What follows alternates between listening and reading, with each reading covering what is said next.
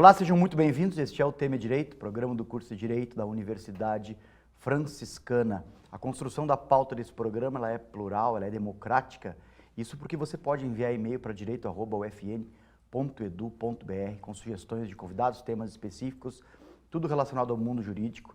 Este é o foco central deste programa que, como a gente costuma dizer aqui, é um braço extensionista do curso de Direito, tem o objetivo de levar até você a informação sobre essa ciência tão complexa, contingente, que muda a vida das pessoas diariamente. Meu convidado de hoje, com muita alegria, recebo o professor André Augusto Sela, professor do curso de Direito aqui da UFN, advogado público. Seja bem-vindo, meu amigo. Professor Cristiano, é um prazer mais uma vez estar aqui presente no seu programa, né? Já são aí, acho que mais de 10 anos que eu tenho feito algumas participações eventuais desde o professor Blatz e agora, nos últimos anos, todos com o senhor. És um frequentador assíduo do programa, mas fazia um tempo que não vinha, professor. Creio que depois da pandemia, no máximo uma vez, Olha acho. só. E como o tempo passa, né, André? Se a gente for ver assim, nossa, eu estava pensando, a última vez que eu tinha vindo aqui, acho que fazia o quê? Um ano? Né? Um ano e meio. Como o tempo passa, que coisa. Não é objeto da nossa conversa, isso por óbvio. Mas, professor, eu quero te ouvir a respeito dessa PEC da privatização das praias, que é um assunto que está tomando conta da sociedade, famosos se manifestando, tem surfistas se manifestando, os nossos alunos aqui, por óbvio, né, falam muito a respeito, professores também. Você, como uma pessoa da área do direito administrativo, o que dá para destacar aí, professor? Professor Cristiano, a temática dos terrenos de marinha faz parte do nosso currículo de graduação aqui no direito administrativo, desde que eu estou aqui na instituição 2008, portanto, só que parecia um assunto do fundo do baú, um assunto que não tinha uma demanda, até porque nós aqui em Santa Maria estamos a mais de 300 quilômetros do mar, né? E porque tampouco havia qualquer inovação significativa a respeito dele. Entretanto, agora a gente se depara justamente com, né, esse tema viralizando em redes e suscitando aí debates entre jogadores de futebol, globais e por aí vai. Mas é uma temática que é tradicional e que, no meu entender, na avaliação que eu faço, está sendo um pouco distorcida, né, nos seus efeitos, nas suas complexidades, né? O que eu quero dizer? Em primeiro lugar, a ideia de terrenos de marinha ela tem mais de 300 anos de existência no nosso país. Né? Se a gente for fazer um resgate histórico, isso aparece lá na página do Senado Federal, Dom João V, em 1710, já tinha reservado 15 braças, era a medida da época, do litoral brasileiro, mas no início ele tinha uma finalidade econômica. Ele queria o monopólio da exploração do sal marinho nessa região. Isso aí desde a época do colégio a gente já estudava. Né? E aí no Império já assume essa feição mais de segurança nacional. Né? Desde 1818, com Dom João VI, e depois 1831, com Dom Pedro I, já se empresta a noção de terreno de marinha, a ideia de que tem que ser um terreno para fortificar o litoral brasileiro e prevenir uma invasão naval estrangeira, que era o temor que havia na época, principalmente ao redor da independência ali do Brasil.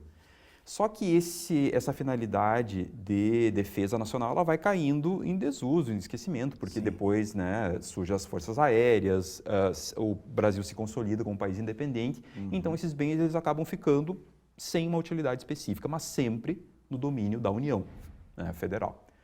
Só que isso não impediu, ao longo dos anos, que houvesse ocupações desses terrenos. Né? Pescadores, moradores em geral, urbanização, mais recentemente empreendimentos hoteleiros, né, turísticos, isso tudo foi tomando conta do litoral brasileiro.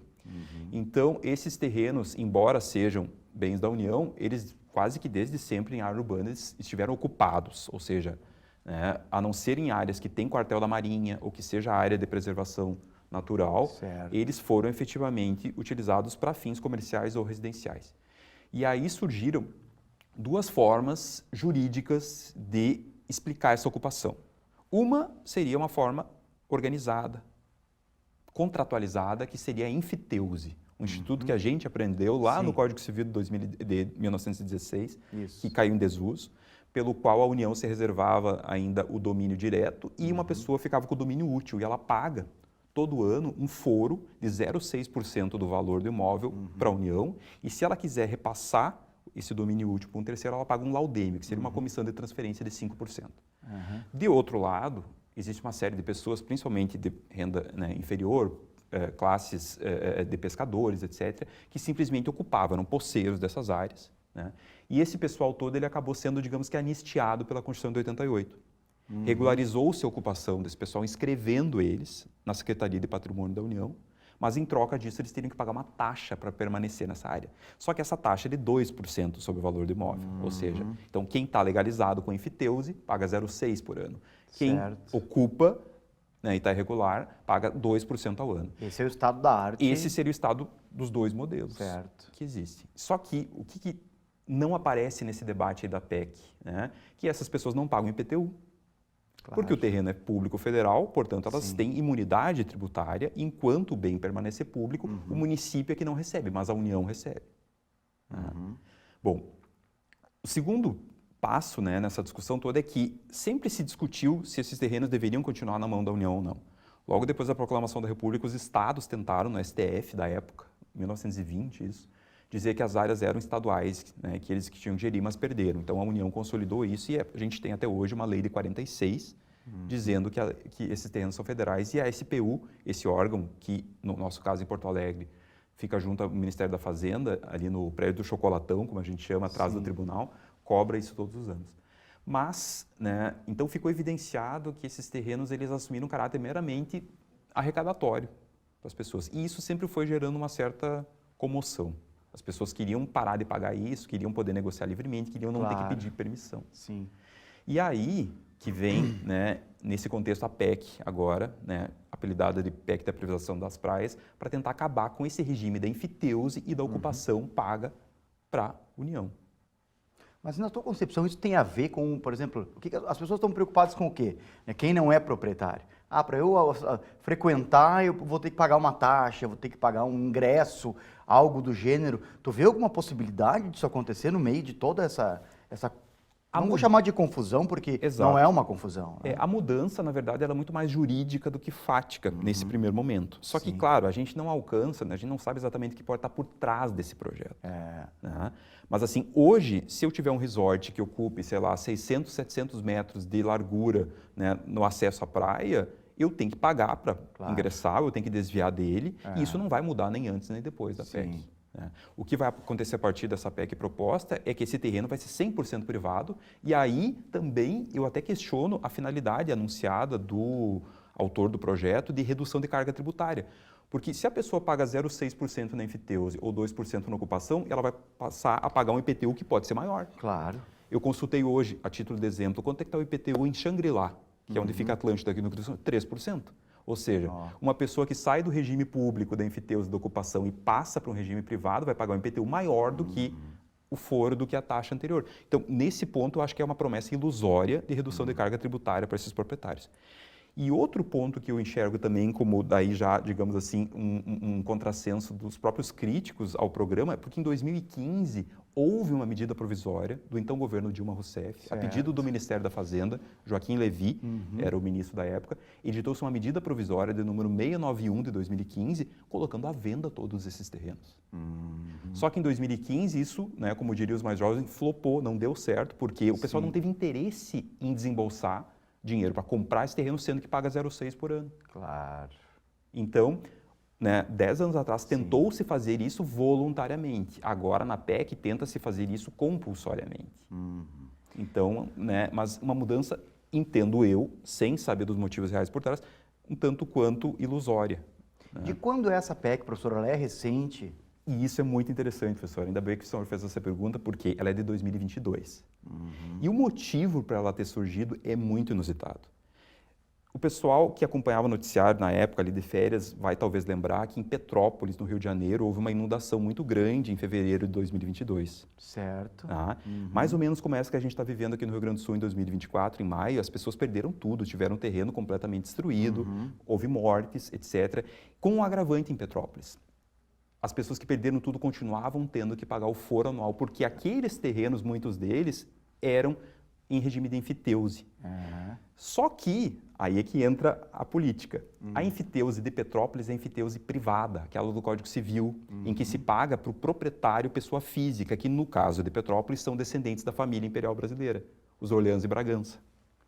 A indignação da população contra a enfiteuse privada sem explicação alguma, leva o Arthur Lira, deputado federal, hoje presidente da Câmara, a propor um projeto de praia para acabar com as enfiteuses públicas das praias.